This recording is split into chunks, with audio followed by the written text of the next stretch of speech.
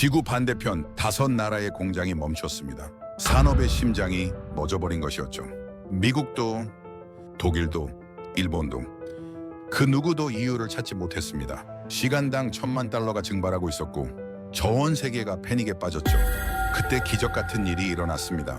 죽었던 공장이 다시 되살아났으니까요. 그것도 48시간 만에 말이죠. 그리고 몇 시간 뒤 낯선 언어가 새겨진 기술 매뉴얼 한 권이 공장 바닥에서 발견됐습니다. 레이. 도대체 그날 그 공장에서 무슨 일이 벌어진 걸까요? 지금부터 전 세계가 한국에 무릎 꿇은 그날의 이야기를 시작하겠습니다. 좋아요, 구독은 사랑입니다. 저는 리처드 맥케인입니다. 미국 포드모터 컴퍼니 수석 엔지니어, 28년 경력의 생산 라인 설계 전문가죠.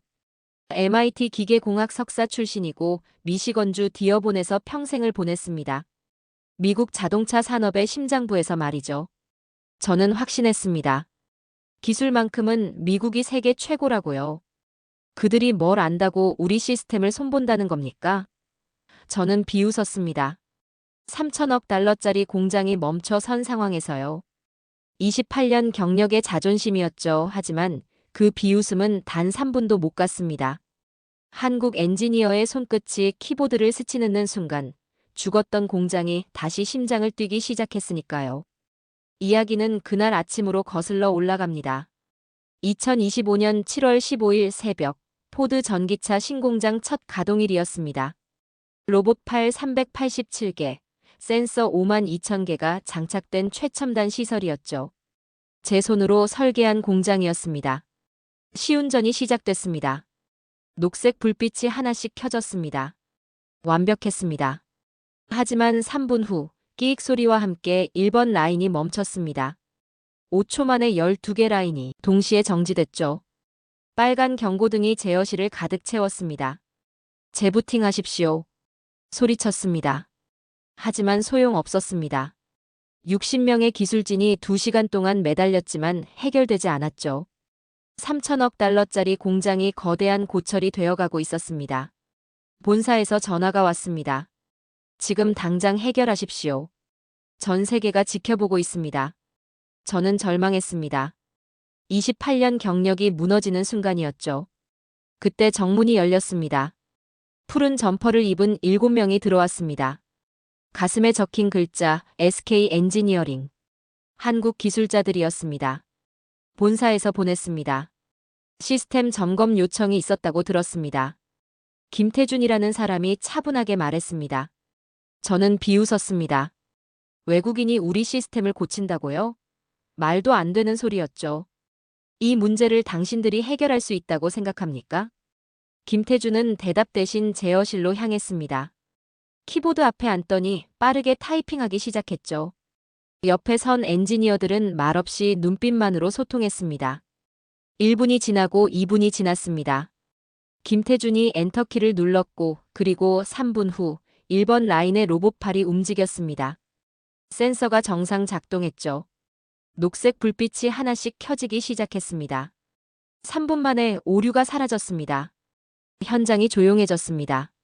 믿을 수 없다는 표정들 뿐이었죠. 센서 동기화 문제였습니다. 코드 한 줄을 수정했습니다.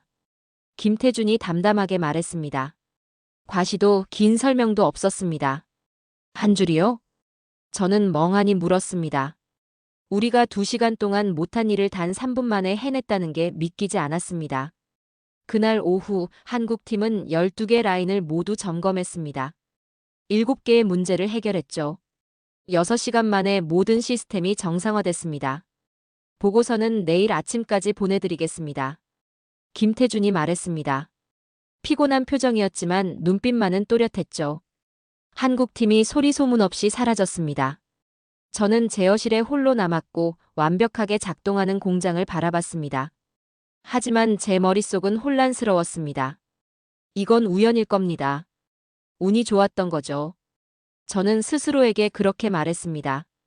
인정하고 싶지 않았으니까요. 하지만 그날 밤 저는 잠들 수 없었습니다. 김태준의 손놀림이 자꾸 떠올랐습니다. 매우 침착했고 빨랐으며 정확했죠. 단 한 줄의 코드로 그들은 제 공장을 되살렸습니다. 저는 그날 처음으로 느꼈습니다. 제가 아는 세상이 천천히 무너지고 있다는 걸요.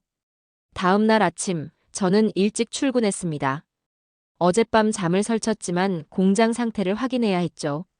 모든 라인이 정상 작동하고 있었습니다.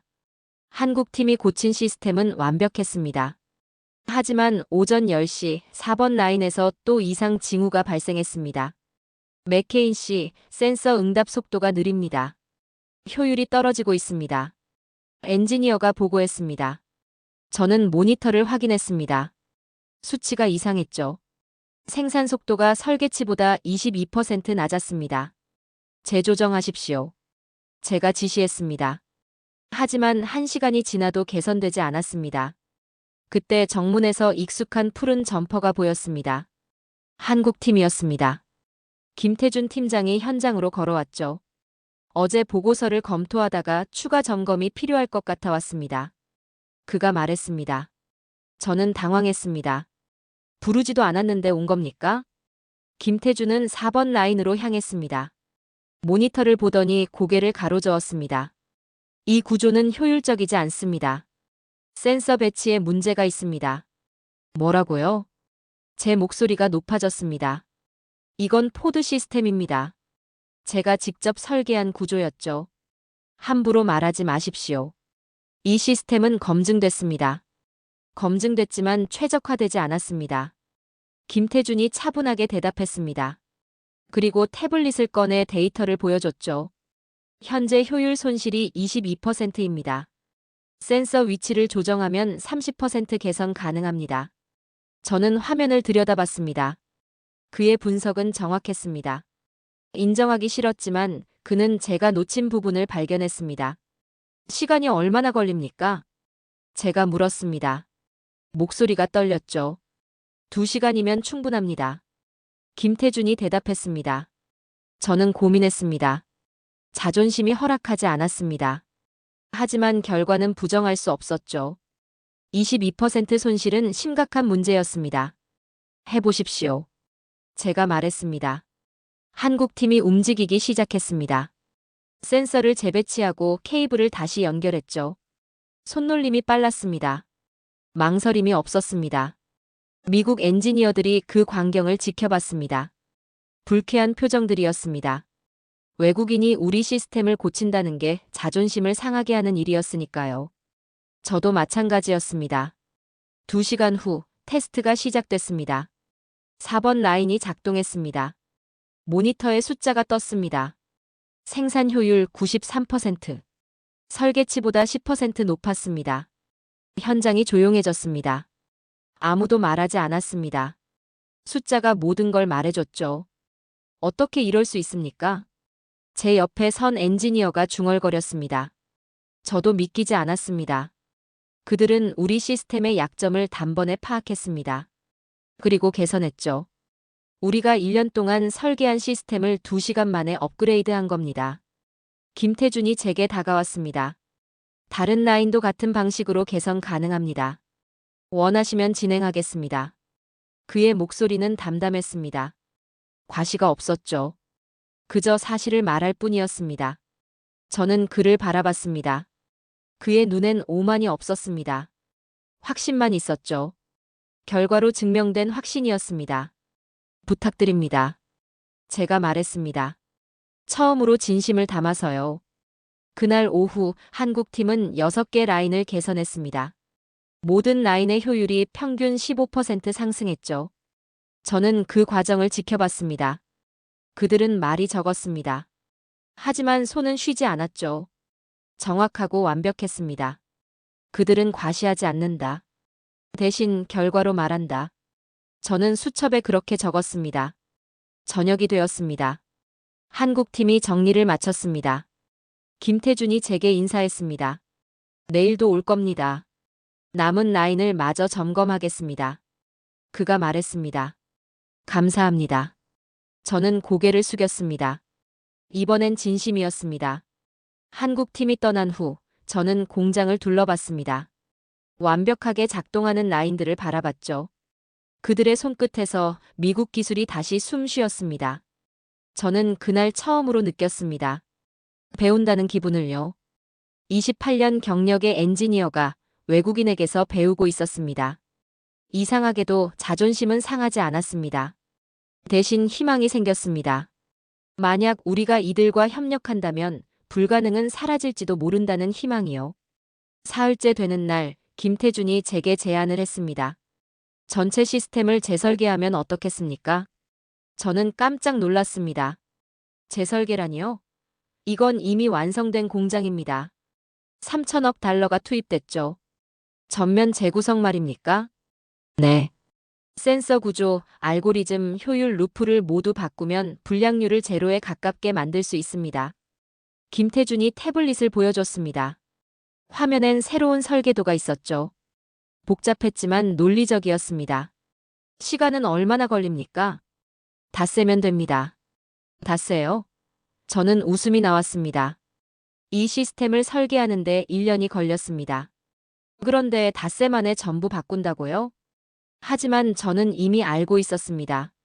그들이 불가능을 가능으로 만든다는 걸요. 해보십시오.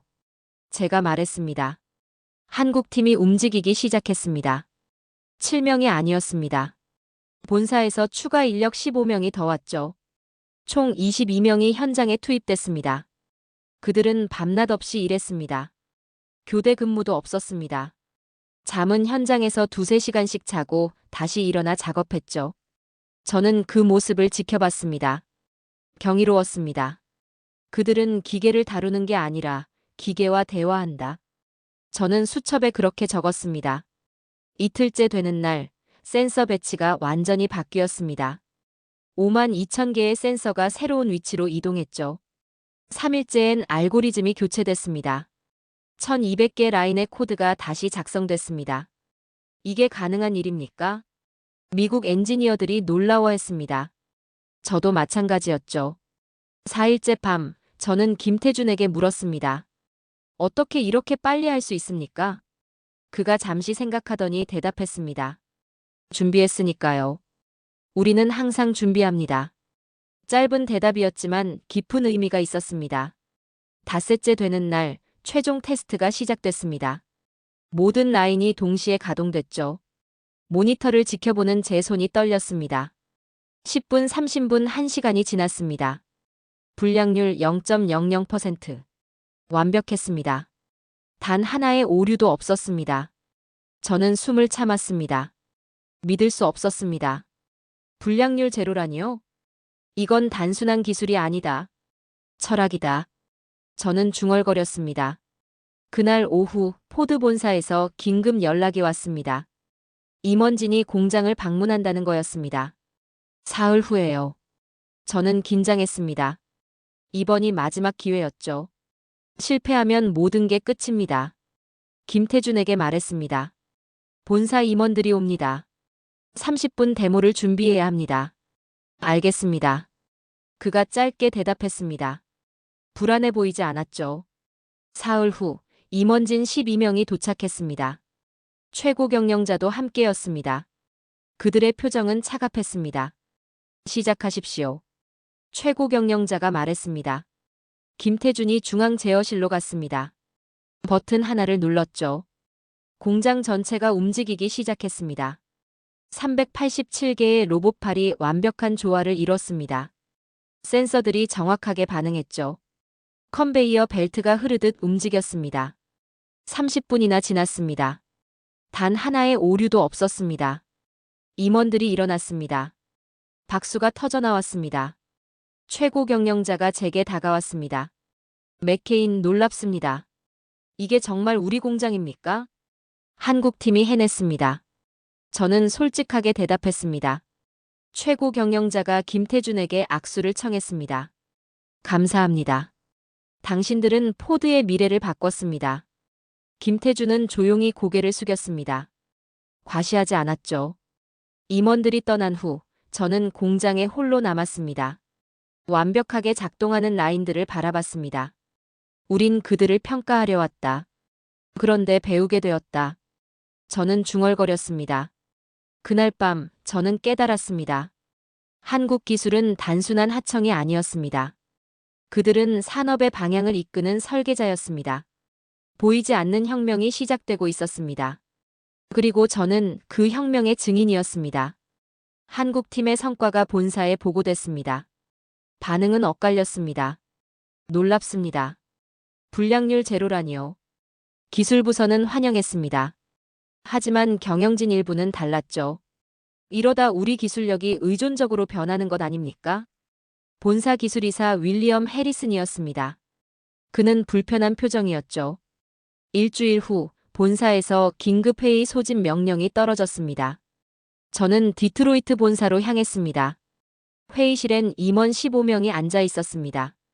분위기가 무거웠죠.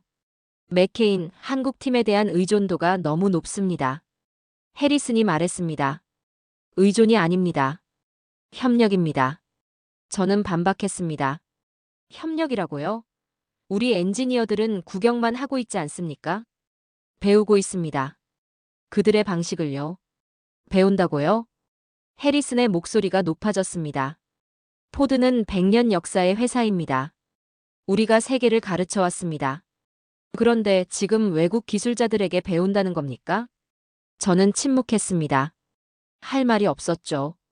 이대로 가면 우리 기술 독립성은 끝입니다. 한국 없이는 아무것도 못하게 될 겁니다. 다른 임원이 거들었습니다. 그들이 없으면 이 공장은 이미 멈췄을 겁니다. 제가 말했습니다. 단호하게요. 그게 문제입니다. 해리슨이 책상을 쳤습니다. 우리 스스로 해결해야 합니다. 메이드 인 아메리카는 미국인의 손으로 만들어져야 합니다. 회의실이 조용해졌습니다.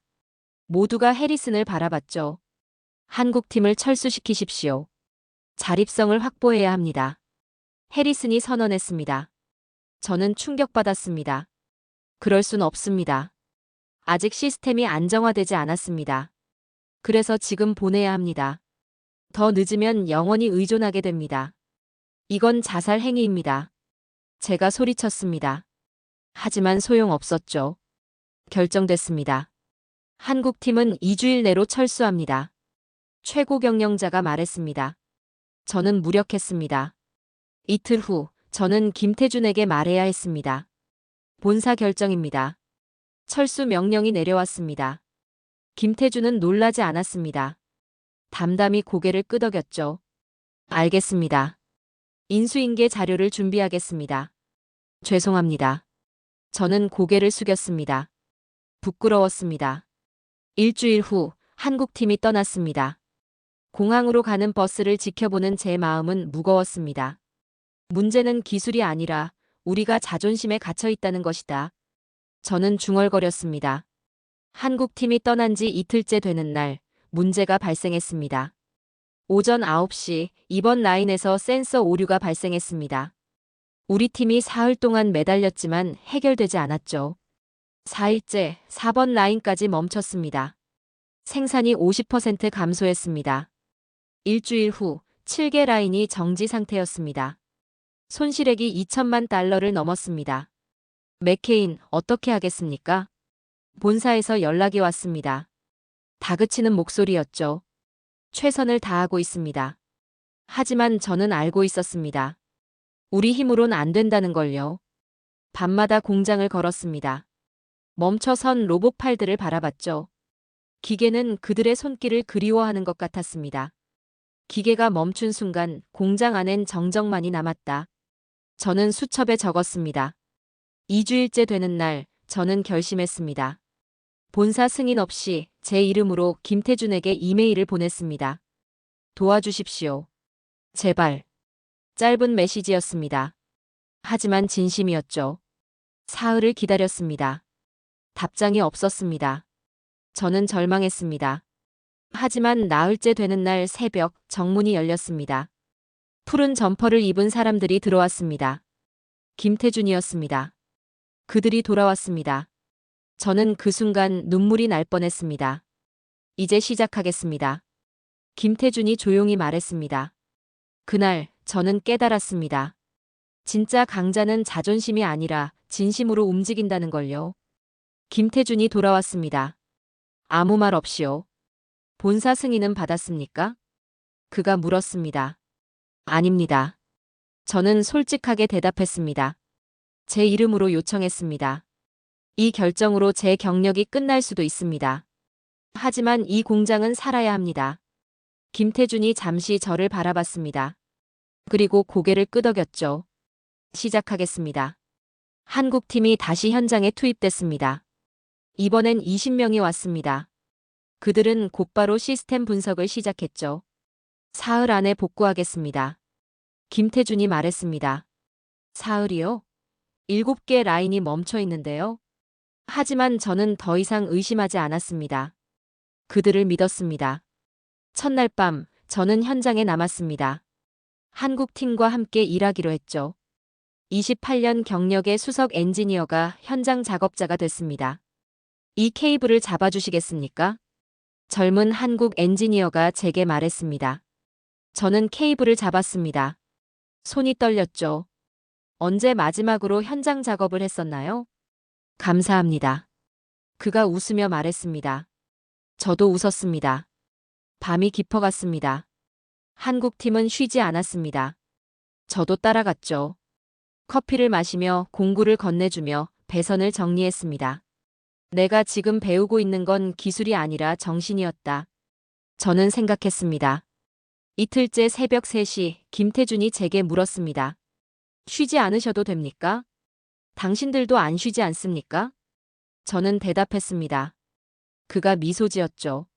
함께하니 든든합니다. 그 말이 가슴에 와닿았습니다. 함께라는 단어가요. 이틀째 오후 첫 번째 라인이 복구됐습니다. 3일째 새벽 4개 라인이 작동했죠. 사흘째 저녁 마지막 라인까지 정상화됐습니다. 72시간 만에 모든 게 끝났습니다. 저는 중앙 제어실에서 모니터를 바라봤습니다. 모든 라인이 완벽하게 작동했습니다. 생산 효율은 이전보다 12% 높았죠. 이건 단순한 복구가 아니었다. 부활이었다. 저는 중얼거렸습니다. 엔지니어들이 박수를 쳤습니다. 미국인도 한국인도 함께요. 저도 박수를 쳤습니다. 눈가가 뜨거워졌습니다. 감사합니다. 제가 김태준에게 말했습니다. 함께 해주셔서 감사합니다.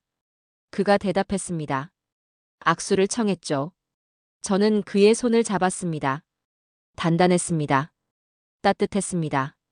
그날 저녁 본사에서 연락이 왔습니다. 해리슨이었습니다. 맥케인 무슨 짓을 한 겁니까? 승인 없이 한국팀을 부른다니요? 죄송합니다. 하지만 공장은 살렸습니다. 규정 위반입니다. 각오하십시오. 전화가 끊겼습니다. 저는 한숨을 쉬었습니다. 김태준이 옆에 있었습니다. 문제가 생긴 것 같습니다. 그가 말했습니다. 괜찮습니다. 제 선택이었습니다. 저는 웃었습니다. 후회는 없었죠. 이틀 후 본사 감사팀이 왔습니다. 저를 조사했습니다. 징계 가능성을 언급했죠. 하지만 현장 엔지니어 60명이 탄원서를 냈습니다. 맥케인 수석은 공장을 구했습니다. 처벌할 수 없습니다. 언론도 움직였습니다. 한국 팀과의 협력 사례가 보도됐죠. 포드, 한국 기술로 기사회생. 일주일 후 본사가 결정을 번복했습니다. 한국 팀과 정식 파트너십을 체결하기로 했죠. 맥케인, 당신이 옳았습니다. 최고 경영자가 제게 말했습니다. 감사합니다. 저는 고개를 숙였습니다. 그날 밤 저는 공장을 걸었습니다. 완벽하게 돌아가는 라인들을 바라봤습니다. 그들은 문제를 고치는 게 아니라 함께 싸웠다. 저는 깨달았습니다. 한국 기술의 힘은 기계가 아니라 사람에게서 나온다는 걸요. 진심으로 일하는 사람들, 포기하지 않는 사람들. 그것이 한국의 힘이었습니다. 저는 이제 확신했습니다. 메이드 인 코리아를 다르게 본다는 걸요. 한국 팀과의 정식 파트너십이 체결된 지 2주일이 지났습니다. 공장은 완벽하게 돌아가고 있었고 생산 효율은 사상 최고치를 기록했습니다. 모든 게 순조로워 보였죠. 하지만 본사는 그렇게 생각하지 않았던 모양입니다. 어느 날 오후 예고 없이 긴급 통보가 떨어졌습니다. 일주일 후 본사 특별감사팀이 불시 점검을 실시한다는 내용이었습니다. 통보 내용은 단호했습니다. 이번 테스트에서 실패하면 한국 팀과의 계약은 즉시 해지되고 관련 책임자 전원이 문책을 받게 된다는 것이었죠. 저는 김태준에게 이 소식을 전했습니다. 그는 침착하게 고개를 끄덕이며 팀원들에게 점검 준비를 지시했습니다. 그들의 얼굴에는 긴장보다는 오히려 집중력이 보였습니다. 마치 이런 상황을 수없이 겪어온 사람들처럼 말이죠. 저는 그 모습을 보며 조금 안심했습니다만 가슴 한구석에는 여전히 불안이 자리 잡고 있었습니다. 본사는 이번 기회에 한국팀을 완전히 배제하려는 의도가 분명했으니까요. 점검일을 사흘 앞둔 밤이었습니다. 미시건주는 늦가을에 접어들어 날씨가 급격히 추워지고 있었습니다. 저는 평소처럼 공장 순찰을 마치고 사무실로 돌아가려던 참이었습니다. 그런데 오후 9시 30분, 갑자기 공장 전체에 불이 꺼졌습니다. 완전한 암흑이었죠. 비상등마저 켜지지 않았습니다. 정전이었습니다. 밖에서는 폭풍이 몰아치고 있었고 번개가 하늘을 가르고 있었습니다. 태풍급 강풍이 송전탑을 쓰러뜨린 모양이었습니다. 저는 손전등을 켜고 중앙 제어실로 달려갔습니다. 어둠 속에서 엔지니어들의 당황한 목소리가 들렸습니다. 제어실에 도착했을 때 한국팀은 이미 그곳에 있었습니다. 김태준이 손전등을 들고 메인 서버를 점검하고 있었고 다른 엔지니어들은 백업 전원 시스템을 확인하고 있었습니다. 문제는 심각했습니다. 외부 전력이 차단된 것뿐만 아니라 자동 복구 시스템마저 손상된 상태였습니다. 이대로 시간이 지나면 서버 내부의 데이터가 손실될 수 있었고 모든 라인의 설정값이 초기화될 위험이 있었습니다. 그렇게 되면 지난 한 달간의 작업이 물거품이 되는 것이었죠. 한국팀이 즉각 움직이기 시작했습니다. 그들은 매뉴얼도 없이 오직 경험과 직관만으로 복구 작업에 들어갔습니다. 손전등 불빛만을 의지한 채 제어실 바닥에 누워 케이블을 점검하고 손으로 하나하나 배선을 확인했습니다. 저도 그들 옆에 무릎을 꿇고 앉았습니다. 젊은 한국 엔지니어 하나가 제게 케이블 다발을 건넸고 저는 그것을 붙들고 있었습니다. 제 손은 긴장으로 떨리고 있었지만 한국 엔지니어들의 손은 놀라울 정도로 안정적이었습니다. 그들은 어둠 속에서도 마치 눈을 감고도 할 수 있다는 듯이 정확하게 움직였습니다. 1시간이 흘렀습니다. 폭풍은 더욱 거세졌고 공장 건물이 흔들리는 소리가 들렸습니다. 하지만 한국팀은 흔들리지 않았습니다. 김태준은 태블릿에 연결된 소형 배터리로 시스템 상태를 확인하며 팀원들에게 지시를 내렸고 팀원들은 그의 말 한마디 한마디에 정확히 반응했습니다. 말이 필요 없었습니다. 눈빛과 손짓만으로도 그들은 완벽하게 소통하고 있었습니다. 저는 그 광경을 지켜보며 문득 깨달았습니다. 이것이 진짜 팀워크구나. 이것이 신뢰구나 하고 말입니다. 2시간째가 되었을 때 김태준이 제게 말했습니다. 이제 마지막 단계만 남았다고 했습니다. 수동으로 메인 스위치를 켜야 하는데 이 과정에서 잘못되면 서버 전체가 손상될 수 있다고 했습니다. 그는 잠시 숨을 고르더니 조용히 말했습니다. 이건 수학이 아니라 신뢰라고 지금까지 해온 모든 작업이 맞다고 믿어야 한다고 했습니다. 저는 그의 눈을 바라봤습니다. 그 눈빛에는 두려움이 없었습니다. 오직 확신만이 있었습니다. 저도 대답했습니다. 그 신뢰를 저도 믿겠다고 함께 하겠다고 말이죠. 김태준이 스위치에 손을 얹었습니다. 제어실 안의 모든 사람이 숨을 죽였습니다. 어둠 속에서 손전등 불빛만이 그의 손을 비추고 있었습니다. 그가 천천히 스위치를 올렸습니다. 1초, 2초, 3초가 지났습니다. 아무 일도 일어나지 않았습니다. 제 심장이 멎는 것 같았습니다. 하지만 바로 그 순간 희미하게 불빛이 들어오기 시작했습니다. 모니터 하나가 켜졌고 이어서 제어판의 램프들이 하나둘씩 빛나기 시작했습니다. 그리고 마침내 공장 전체에 불이 들어왔습니다. 형광등이 켜지고 기계들이 웅웅거리는 소리가 들렸습니다. 살아났습니다. 공장이 다시 숨을 쉬기 시작한 것이었습니다. 저는 그 순간을 평생 잊지 못할 것입니다. 불빛 하나 없던 공장 속에서 한국 엔지니어들의 손이 길을 밝혔다는 것을 말입니다. 그들은 포기하지 않았고 두려워하지 않았으며 끝까지 해냈습니다. 제어실 안의 모든 사람이 환호했습니다.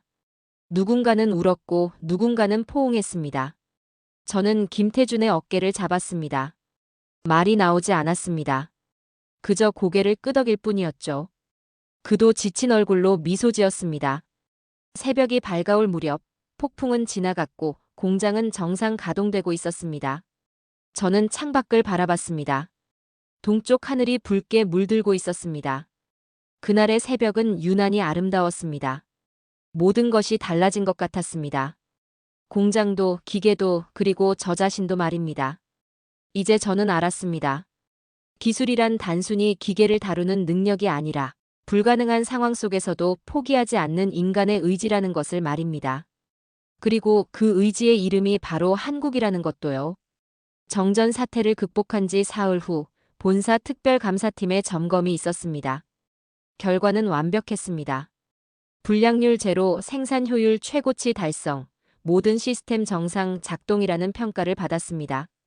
감사팀장은 한국 팀과의 파트너십을 계속 유지하라고 권고했고 저는 그제야 안도의 한숨을 내쉴 수 있었습니다. 하지만 그 안도감은 채 일주일도 가지 못했습니다. 어느 금요일 저녁 본사에서 긴급 연락이 왔습니다. 디트로이트 본사의 글로벌 운영 담당 부사장이 직접 전화를 걸어왔죠. 목소리에는 다급함이 묻어났습니다. 사흘 후 월요일, 포드가 세계 전기차 동맹 발표를 앞두고 있다는 것이었습니다. 미국 본사와 유럽 독일 공장, 멕시코 공장, 캐나다 공장, 그리고 중국 공장까지 총 5개 대륙의 공장이 하나의 중앙 네트워크로 연결되는 역사적인 순간이었습니다. 전 세계 언론이 주목하고 있었고 최고 경영자가 직접 발표를 할 예정이었습니다. 그런데 문제가 생겼습니다. 이 모든 공장을 연결하는 중앙 네트워크 서버에 심각한 오류가 발생한 것이었습니다. 본사의 최고 기술진 30명이 이틀 동안 매달렸지만 해결하지 못했다고 했습니다. 유럽에서 독일 전문가팀이 급파됐고 실리콘밸리에서 소프트웨어 엔지니어들이 투입됐지만 소용없었습니다. 시스템은 너무나 복잡하게 얽혀 있었고 한 곳을 고치면 다른 곳에서 오류가 발생하는 악순환이 반복됐습니다. 만약 월요일까지 이 문제가 해결되지 않으면 세계 5개국 공장이 동시에 멈추는 사태가 벌어질 수 있었고 포드의 주가는 폭락할 것이며 글로벌 전기차 시장에서의 신뢰는 회복 불가능한 타격을 입을 것이었습니다. 부사장은 제게 물었습니다. 한국팀이 이 문제를 해결할 수 있겠느냐고 말입니다. 저는 잠시 망설였습니다. 이건 단순한 공장 하나의 문제가 아니었습니다. 5개 대륙, 5개 국가, 서로 다른 시스템과 언어, 시차까지 고려해야 하는 글로벌 네트워크였습니다. 하지만 저는 대답했습니다. 한국 팀에게 물어보겠다고 그들이라면 가능할 거라고 말입니다. 전화를 끊고 곧바로 김태준에게 연락했습니다. 상황을 설명했고 그는 10초도 망설이지 않고 대답했습니다. 지금 즉시 본사로 가겠다고 했습니다. 그날 밤 11시 김태준과 한국팀 핵심 인력 12명이 디트로이트행 비행기에 올랐습니다. 저도 함께였습니다. 비행기 안에서 김태준은 노트북을 펼쳐 사전 분석을 시작했고 다른 팀원들은 각자 맡은 영역의 시스템 구조를 점검했습니다. 그들의 눈빛은 피곤했지만 흔들림이 없었습니다. 새벽 2시에 디트로이트에 도착했고 곧바로 본사 중앙 서버실로 향했습니다. 서버실에는 이미 각국에서 온 기술자들이 가득했습니다. 독일 엔지니어, 미국 전문가, 캐나다 시스템 분석가들이 모니터 앞에서 머리를 싸매고 있었습니다. 김태준이 들어서자 그들은 호기심 어린 눈빛으로 바라봤습니다. 한국에서 온 팀이 과연 무엇을 할 수 있을까 하는 회의적인 시선도 섞여 있었습니다. 하지만 한국팀은 그런 시선에 개의치 않고 즉시 작업에 들어갔습니다. 김태준은 전체 네트워크 구조도를 벽에 펼쳐놓고 팀원들에게 각자의 역할을 분담했습니다. 3명은 미국과 멕시코 서버를 담당하고 4명은 유럽과 캐나다 시스템을, 나머지는 중국 공장과의 연결을 맡았습니다. 48시간의 사투가 시작됐습니다. 한국팀은 시차를 역이용했습니다. 유럽이 새벽일 때 그곳 시스템을 원격으로 제어하고 미국이 밤일 때 서버를 재구성했습니다. 각국의 기술자들과 실시간으로 화상회의를 하며 협업했고 언어가 통하지 않을 때는 시스템 코드와 숫자로 소통했습니다. 김태준은 중앙 지휘탑 역할을 했습니다. 5개의 모니터를 동시에 보며 전체 네트워크의 흐름을 파악하고 문제가 발생하는 즉시 해결 방안을 지시했습니다. 그의 손은 키보드 위에서 쉬지 않고 움직였고 그의 눈은 화면에서 떨어지지 않았습니다. 저는 그 광경을 지켜보며 경탄을 금할 수 없었습니다. 그들은 마치 하나의 유기체처럼 움직였습니다. 한 사람이 문제를 발견하면 다른 사람이 즉시 해결책을 제시했고 누군가 막히면 다른 팀원이 자연스럽게 지원에 들어갔습니다. 말이 많지 않았습니다. 필요한 말만 짧고 정확하게 주고받았습니다. 효율의 극치였습니다. 미국 엔지니어들은 처음에는 방관하듯 지켜보기만 했지만 시간이 지나면서 하나둘 한국팀의 작업 방식에 합류하기 시작했습니다. 독일 전문가도 캐나다 분석가도 마찬가지였습니다. 국적을 떠나 모두가 하나의 목표를 향해 움직였습니다. 이틀째 밤이 되었을 때 돌파구가 보이기 시작했습니다. 한국팀이 발견한 핵심 문제는 각국 시스템의 동기와 프로토콜이 서로 충돌한다는 것이었습니다. 김태준은 새로운 중간 레이어를 설계했고 이것이 5개 시스템을 하나로 묶는 다리 역할을 하게 했습니다. 일요일 새벽 5시 마지막 코드가 입력됐습니다. 테스트가 시작됐습니다. 미국 서버와 독일 서버가 연결됐습니다. 이어서 멕시코, 캐나다, 중국이 차례로 네트워크에 합류했습니다. 모든 모니터에 녹색 불빛이 켜졌습니다. 성공이었습니다. 서버실에 환호가 터져나왔습니다. 각국 기술자들이 일어나 박수를 쳤고 서로 포옹했습니다. 김태준은 조용히 의자에 기대앉아 눈을 감았습니다. 그의 얼굴에는 극도의 피로가 역력했지만 입가에는 미소가 번졌습니다. 저는 그에게 다가가 어깨를 두드렸습니다. 말이 필요 없었습니다. 그저 악수만 나눴을 뿐입니다. 월요일 오전 포드 최고 경영자의 글로벌 전기차 동맹 발표가 성공적으로 진행됐습니다. 전 세계 5개 공장이 동시에 생산 라인을 가동하는 장면이 생중계됐고 언론은 이를 자동차 산업의 새로운 이정표라고 보도했습니다. 그리고 그날 저녁 CNN 헤드라인에 이런 기사가 떴습니다. 한국 엔지니어링, 글로벌 전기차 네트워크 구출 전 세계가 한국 기술의 힘을 목격한 순간이었습니다. 저는 호텔방에서 그 뉴스를 봤습니다. 화면 속에서 김태준과 한국팀이 인터뷰하는 모습이 보였습니다. 그들은 여전히 담담했습니다. 과시하지 않았습니다. 그저 해야 할 일을 했을 뿐이라고 말했습니다. 저는 그 모습을 보며 깨달았습니다. 우리가 세상을 이끈다고 믿었지만 사실 우리는 그들의 어깨 위에 서 있었다는 것을요. 그로부터 석 달 후 디트로이트에서 국제 자동차 기술 포럼이 열렸습니다. K 엔지니어링 포럼이라는 이름이었습니다. 미국, 독일, 일본, 중국에서 온 기술자들이 한자리에 모였습니다. 주제는 단 하나였습니다. 한국팀이 개발한 공정 효율 알고리즘을 글로벌 표준 모델로 채택하자는 것이었습니다. 저는 그 자리에 초청받았고 개회사를 맡았습니다. 연단에 섰을 때 제 가슴은 뛰고 있었습니다. 28년 경력 동안 수많은 발표를 해왔지만 이날만큼 떨린 적은 없었습니다. 청중석에는 각국의 최고 기술자들이 앉아 있었고 맨 앞줄에는 김태준과 한국팀이 자리하고 있었습니다. 저는 천천히 입을 열었습니다. 오늘 저는 자존심보다 진실을 택하려 한다고 한국 기술자들은 우리에게 단지 방법이 아니라 태도를 가르쳤다고 말했습니다. 그들은 과시하지 않았지만 결과로 증명했고 말이 아닌 행동으로 세상을 바꿨다고 했습니다. 연설이 끝나자 청중석에서 기립박수가 터져나왔습니다. 독일 엔지니어도 일본 기술자도 중국 전문가도 모두 일어나 박수를 보냈습니다. 그날 이후 한국의 철학은 산업계의 새로운 교과서가 되었습니다. 정확함보다 진심, 속도보다 완성도라는 K 엔지니어링 정신이 전 세계로 퍼져나갔습니다. 각국의 대학에서 한국 시스템을 연구하기 시작했고 기업들은 한국식 협업 방식을 도입했습니다. 세계가 한국을 배우기 시작한 것이었습니다. 1년 후 저는 은퇴를 앞두고 있었습니다. 40년 가까운 엔지니어 인생의 마지막을 어떻게 보낼까 고민하던 중 김태준에게서 연락이 왔습니다. 서울에 새로 지은 전기차 공장을 보러 오지 않겠느냐는 초대였습니다. 저는 주저없이 비행기에 올랐습니다. 서울의 밤은 찬란했습니다. 김태준이 저를 안내한 공장은 한강이 내려다 보이는 곳에 있었습니다. 최첨단 설비가 빛나고 있었고 로봇들이 조용히 움직이고 있었습니다. 그 광경은 제가 디어본에서 보던 것과는 달랐습니다. 더 효율적이었고 더 조화로웠으며 더 아름다웠습니다. 김태준과 저는 공장 옥상에 올라가 야경을 바라봤습니다. 한강의 불빛이 반짝이고 도시 전체가 살아 숨쉬는 것 같았습니다. 이제 세계는 한국을 배웁니다. 제가 말했습니다. 김태준은 조용히 웃으며 고개를 저었습니다. 아직 갈 길이 멀다고, 더 나은 기술을 위해 계속 배워야 한다고 했습니다. 그 겸손함이 바로 한국의 힘이라는 걸 저는 알고 있었습니다.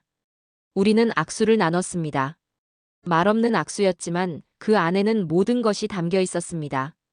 존경과 감사, 그리고 우정이요. 공장을 떠나며 저는 밤하늘을 올려다봤습니다. 별이 총총히 빛나고 있었습니다. 저는 중얼거렸습니다. 기계는 식었지만 그들의 열정은 여전히 뜨겁다고, 그들의 불빛은 결코 꺼지지 않을 것이라고 말입니다. 한국은 기술을 넘어 철학을 만들었고 이제 세상은 그들의 방식을 표준이라 부릅니다. 저는 미국의 엔지니어였습니다. 자부심이 저를 지탱했고 오만이 저를 가렸습니다. 하지만 한국인들은 그 오만의 벽을 무너뜨렸습니다. 그들은 소리 없이 왔고 결과로 증명했습니다. 진짜 강자는 소리치지 않습니다. 그저 완벽하게 일할 뿐입니다. 그리고 그 완벽함의 이름은 코리아입니다.